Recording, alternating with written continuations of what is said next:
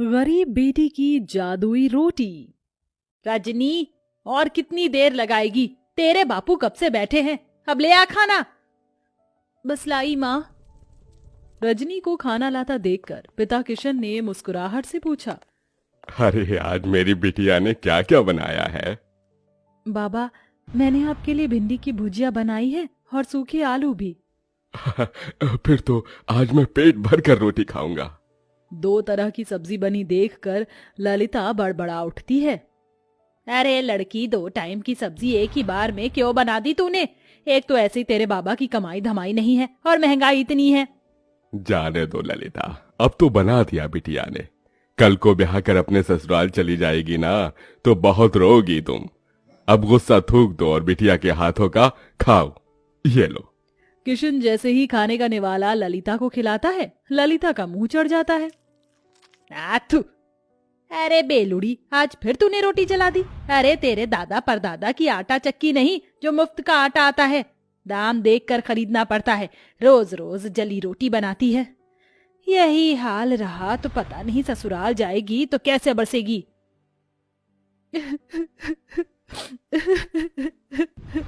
अरे बिटिया, तू रो क्यों रही है? तेरी माँ तेरे भले के लिए ही कह रही है ना। मैं क्या करूं बाबा, मैं इतनी कोशिश करती हूँ गोल रोटी बनाने की, मगर आड़ी टेढ़ी बन जाती है और जैसे जब तवे पर सेकती हूँ तो आँच से जल जाती है। देख रजनी, कल तुझे देखने लड़के वाले आ रहे हैं। अच्छा खासा घर द्वार है उनका। मैं नहीं चाहती कि ये रिश्ता हमारे हाथ से जाए, समझी? अगले दिन सरस्वती अपने परिवार के साथ रजनी को देखने आती है। रजनी नजरें झुकाए हाथों में चाय नाश्ता लिए आती है। जी नमस्ते, लीजिए। भाई वाह, ये समोसे और कचौरी तो बड़ी स्वाद भरी है। ललिता जी, किसने बनाया? जी ये समोसे कचौरी सब बिटिया ने बनाया है। अरे वाह, ये तो सोने पर सुहागा हो गया। रूप की धनी तो है ही, खाना बनाने में तो हलवाई जैसा हाथ पाया है। अब तो आप शहनाई बजाने में देर मत कीजिए। मुझे अपने शुभम के लिए आपकी रजनी पसंद है। लड़के वालों के जाते ही किशन ने कहा, क्या जरूरत थी भाग्यवान उनको झूठ बोलने की, और इससे तो एक रोटी तक नहीं बनती। अगर सच बोल देती ना तो वो लोग रिश्ता तोड़कर चले जाते, और इस तरह से इसका रिश्ता कहीं नहीं लगेगा। सारी जिंदगी कुंवारी बैठी रहेगी। अगर तुम्हारे पास लाखों का दहेज देने को हो तो ढूंढ लो नौकर चाकर वाला घर। अरे शादी के बाद ससुराल जाएगी तो धीरे धीरे सीख जाएगी। थोड़े दिन में रजनी ब्याह कर ससुराल आती है, जहाँ जेठानी चंद्रलेखा हुक्म चलाते हुए बोली, देवरानी जी, तो पहली रसोई में मटर पनीर की सब्जी, छोले और मीठे में खीर बनाना, और पूरी की जगह पर रोटी बनाना। वो क्या है ना, हम सब रोटी खाने के शौकीन हैं। ये सुनकर गरीब रजनी दुविधा में आ जाती है और जैसे तैसे पहली रसोई की रीत निभाकर सबको परोसती है। रोटी का जला हाल देखकर सरस्वती ने कहा, रजनी बहू, ये कैसी जली पकी रोटी बनाई है? भट्टी में सेक कर लाई है क्या? वही तो माँ जी, ऐसी कोयले से काली रोटी तो कुत्ता भी ना खाए। अरे मैं तो गरीब घर की ये देख कर उठा लाई थी कि गरीब की बेटी को सुखी घर परिवार मिल जाएगा। जा चंद्रलेखा बहू, तू रोटी बना ला, क्योंकि इस गरीब की बेटी की तो बस की नहीं है एक रोटी भी बनाना। और तू मेरी गरीब बहू, जा जाकर इस रोटी को बाहर फेंक दे। सास से जली कटी सुनकर रजनी रोटी लेकर बाहर चली आई। मैं इस रोटी को फेंकूंगी नहीं, क्योंकि अन्न की बर्बादी होगी। किसी जरूरतमंद को दे देती हूँ। तभी एक उम्रदार बुढ़िया उसके पास चलकर आई। बेटी, रोटी खिला दो, बहुत भूखी हूँ। ये लो अम्मा, क्षमा करना, रोटी जरा जली हुई है और मेरे पास कोई सब्जी भी नहीं। मेरी पोटली में गुड़ है, उससे खा लूंगी। बुढ़िया हबड़ हबड़ कर रोटी खाने लगती है। तभी रजनी का परेशान चेहरा देखकर वो पूछती है, बेटिया, तुम परेशान क्यों हो? अम्मा, मेरी लाख कोशिश करने के बाद भी मुझसे गोल और अच्छी रोटी नहीं बनती। मेरी जेठानी अच्छा खाना बनाती है, इसलिए रसोई पर एक अकेली उनका अधिकार जमा है। मेरी सास ने मुझे बहुत ताने दिए। तत्पश्चात बुढ़िया पोटली में से एक तवा उसे देकर बोली, ये लो बेटी, ये जादुई तवा है। इससे अब तुम्हारी सारी परेशानी टल जाएगी। इस तवे पर बनने वाली रोटी जादुई रोटी होगी। धन्यवाद अम्मा। रजनी बुढ़िया का दिया हुआ जादुई तवा घर लेकर आई और अपनी सास से निडर होकर कहा, माँ जी, रात की रसोई मैं पकाऊंगी। इस बार कोई भूल चूक नहीं होगी, वादा करती हूँ। लगता है सवेरे की बेइज्जती से मेरी गरीब देवरानी का मन नहीं भरा, जो फिर जली कच्ची रोटी बनाकर नाक कटवाना चाहती हैं। देवरानी जी को एक मौका दे दीजिए माँ जी। ठीक है, मगर इस बार की रोटी भी तूने जली बुरी बनाई तो मैं तुझे कतई माफ नहीं करूंगी, मेरी गरीब बहू। रजनी रसोई में लग जाती है। सब्जी तो बन गई, अब फटाफट से रोटी बनाती हूँ। रजनी जैसे ही चूल्हे पर तवा चढ़ाती, वह खरे सोने के समान चमचमाने लगता है। वह टेढ़ी मेढ़ी रोटी बेलकर तवे पर जैसे ही डालती है, रोटी जादू से एकदम गोल आकार की बन जाती है। अरे वाह, पहली बार मेरी रोटी एकदम गोल और प्यारी बनी है।